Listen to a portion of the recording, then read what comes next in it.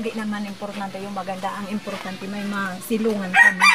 Tulad ng pag umuulan, ulan din sa loob. Sige na, huwag na kayo may...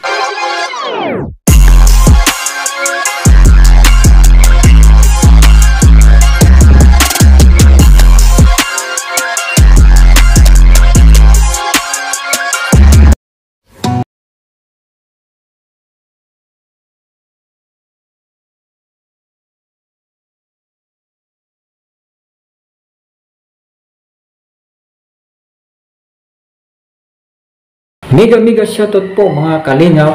Marami pong salamat kay Kuya Bal Santos Matubang, kay Kuya Rab, kay Ate Edna. I-support po natin sila at i-subscribe, i-like and share.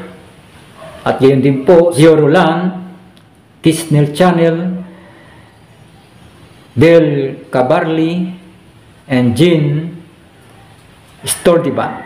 Marami pong salamat. Tara po, panoorin po natin.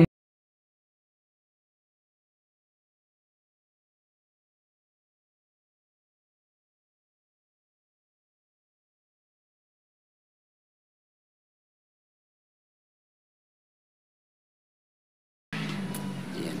Nga Joy, kami nandito muli para magmusta ka. So, yung pag-aaral mo ay tuloy-tuloy. Si Papa mo ay isang mangingisda. So sabi mo kanina ay siya ay nag-extra bilang ano ba yun? Ano nang buhangin? Mag-aano ng buhangin. Ano ba yun? May sasakyan silang nila? Meron po. Okay. So ano yan? Lagi-lagi bang mayroon? Si Papa mo trabaho? Hindi naman tayo. Hindi rin. So yung paglalaot niya? Ngayon, wala na muna. Wala muna. Okay. So yun nga, kailangan mo dito, Joy, ipagpatuloy yung pag-aaral mo kasi yun yung pinaka-importante. Diba? Opo. Yung pangarap mo na maging isang flight attendant, kailangan yun yung pagpursigan mo na makamit. Kasi napaka-importante ang pinag-aralan. So ngayon, ikaw ay magi-grade 9 pa lang. Ako, medyo malayo pa. And then, pagkatapos mo ng high school, medyo malayo. Dito ba sa lugar natin, dito sa Donsol, meron bang ano dito? Na pwede mong pasukan ng ganyan? O pag nag-college ka, meron bang mapapasukan dito na kurso na ganyan? Hindi ko alam tayo. Yun, di ba? Kaya yung yung talent mo na mga awit o isang mga awit, kailangan pagpursigin mo rin yan. Malay mo, isa yan sa magdala sa'yo sa, hindi man sa maging makilala ka, pero at least kahit paano, may maka-discover sa'yo, may makakita sa'yo, may makarinig sa'yo na ganyan, di ba? So maliban doon sa pagiging flight attendants, ano pa yung gusto mong maging pag nag-college ka?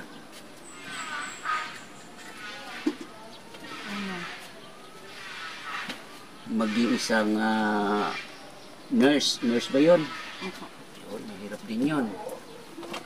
So, bilang isang medyo may alam sa pagkanta, baka pwede mabigyan mo kami ng mga ilang awitin na alam mo, ha?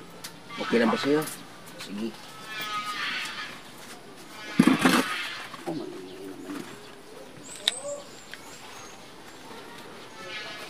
Sige ko, bahala ka na.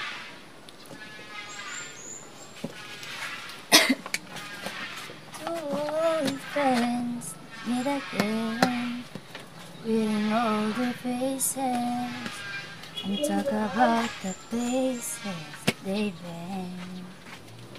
Two old sweethearts pull apart somewhere they long ago.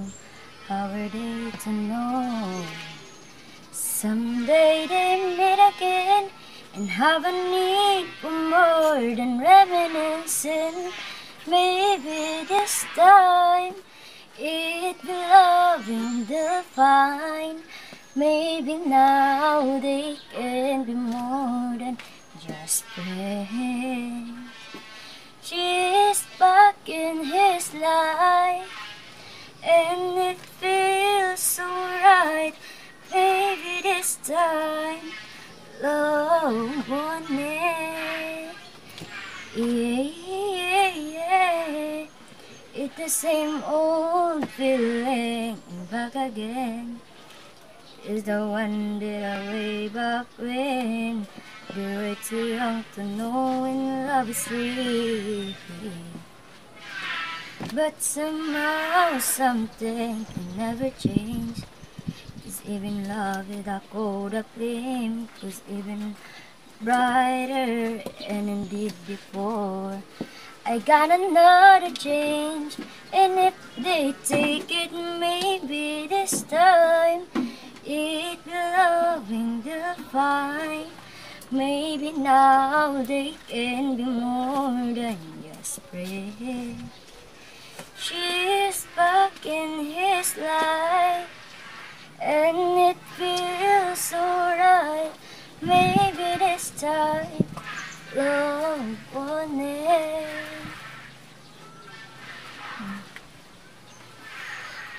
Di ba yung silos kaya mo? So, yun, ito pala si mama mo, Joy. Ano pangalan yung mama mo? Ronelyn. Ronlyn. Habilis. Ilan taon? Ilan taon si nanay? 36. 36. Ilan po yung anak ninyo, nanay? 7. 7. Oh, so sa 7 ninyo na anak, ilan ang nag-aaral ninyo? Yung 6. 6. Anong mga grades po yan? Yung grade 12, 11, 10, tsaka siya mag-9. Magna 9 siya. May grade 6, saka grade 4. Oh. So, yun nga nanay, ano, kasi itong bahay ninyo ay ganito yung sitwasyon, ano? So, matanong ko lang po nanay, bakit hindi niyo na pagawa itong bahay? Ano yung naging sitwasyon at ano yung, ikaw, ano yung naging trabaho mo at si tatay, ano yung trabaho? Yung asawa ko po, pag may nagyayaya po sa kanyang maglaot, yung naka-extra po siya. Minsan naman po, kung ako naman, kung may nagpapalabada, naglalabada din po. Hindi namin mapaayos-ayos yan kasi dala ng kahirapan ng buhay. Hindi naman sapat yung kita namin. So, sa ngayon nanay, ano yung plano ninyo ni Mr. Unang-una dito sa inyong bahay? Nanay, ano yung may plano na ba kayo para sa inyong bahay ni Kuya? Kung magkaan po sa trabaho, yung So, ano yung trabaho ni Kuya? Ano yung eksaktong trabaho niya talaga? wala naman po talagang permanente. Pag may maahuli sa laot, sa laot. So, ano yung nilalaot ni Kuya? Sarili niyang bangka? Nakikisama lang po sa ibang bangka. So, magkano naman yung pag sumasama niya sa paglalaot, magkano naman yung naiuwi niya sa inyo? Mga 200, 250, ganun po. So, hindi nga sapat. So, ikaw bilang isang, ano ba yung pinaka-eksaktong, pinagkakakitaan? Labada lang talaga, tapos kung may nagpapatinda ng isda, yun lang po. So, pag naglabada kayo, nanay, mga magkano naman yung binabayad sa inyo? 300, Ano yan? pamasahe yung 100. Aba, may pamasahe pa pala. So, ano yan? Everyday? Hindi po, once a week lang po. Ay, once a week. Sa mga anak ninyo, may nakakatulong na ba sa inyo? Wala pa. So, lahat sila ay nag-aaral. Buti itong lahat ng mga anak ninyo sa pag-aaral nila ay kayo yung nagpo-provide ng mga gastusin sa kanila. Kami po, So, kaya naman. kinakaya kahit anong racket lang, basta may pangsustento sa pag-aaral nila. Yun. So, ito si Joy Joy ngayon pasukan ay anong grade na siya? Grade 9. Grade 9. So, sa mga anak ninyo, ilan yung babae? 4. 4. Puro nag-aaral na yan. Opo.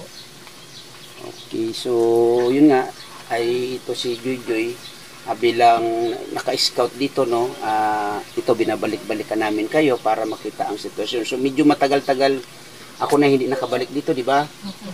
Yung pinaka-latest ay yung siya lang ang dinatna namin dito. Naglabada ako nun kasi sa bayan. Okay. So ito nga ngayon, buti naman at nandito kayo at natagpuan namin kayo. So nakuha namin kayo ng kwento sa sitwasyon ninyo. So ito si Joy Joy, ano yung niya, masipag ba itong bata? Maasahan ba ito dito sa inyong bahay? Siya nga po talagang naaasahan ko dito pag naglalabada ako ng bayan. Oo. Luto, naglalaba yan, siya naglaba yan. Kasi kahapon naglabada din ako. Okay. So, ganun lang nanay, lalong-lalo na yung ano niya, yung bilang isang sumasali ba to sa mga singing contest nanay? Jojoy. Sa school lang po. Sa school lang. So, ganun lang. Magdasal po tayo na may makakitang muli sa inyong sitwasyon dito, at lalong-lalo na dito sa inyong bahay, ano, kasi nakita naman natin ang sitwasyon ng bahay ninyo. Magdasal po tayo na may makatulong sa inyo. Yung sakasakali nanay, ano yung gusto mong bahay dito? Maganda ba o ano para sa nanay? Hindi naman importante yung maganda. Ang importante may masilungan kami. Tulad ngayon pag umuulan, ulan din sa loob. Sige na nanay, huwag na kayo may